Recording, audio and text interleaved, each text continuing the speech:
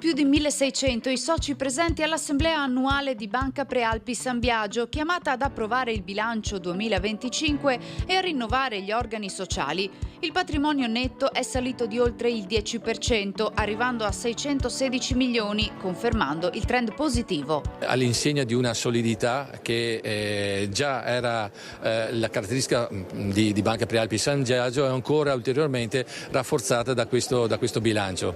Un bilancio quindi che può essere considerato come in continuità con quelli avvenuti negli ultimi anni, ma finalizzato ad portare novità, nella compagine. Consiglio di amministrazione e collegio sindacale sono stati votati ad amplissima maggioranza dai soci, arrivati dalle 7 province venete e friulane in cui la banca è presente e dove opera a sostegno di famiglie, imprese e associazioni, con 6 milioni e mezzo di beneficenza ed erogazioni liberali. Credo che questo sia un altro elemento caratteristico e anche molto importante, perché sono utili del territorio che ritornano al territorio.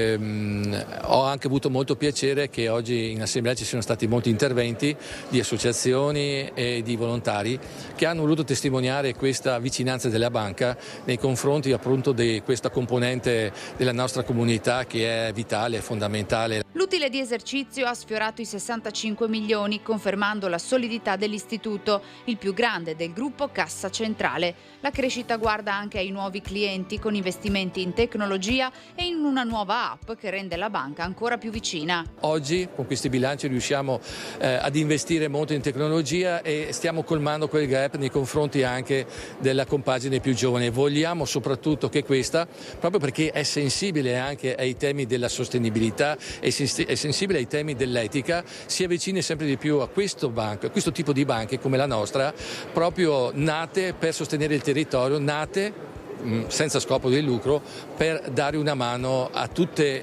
le componenti della comunità, comprese proprio anche i giovani, che sono quelli, a mio modo di vedere, che hanno maggior bisogno. Anche nel difficile contesto internazionale è fondamentale il ruolo che può avere una banca di credito cooperativo. Quello che deve fare una banca come la nostra, che è fondamentale per un territorio, è rimanere sana, rimanere pronta ad intervenire laddove ci siano dei momenti difficili e soprattutto essere un punto di riferimento solido per le famiglie e per le imprese.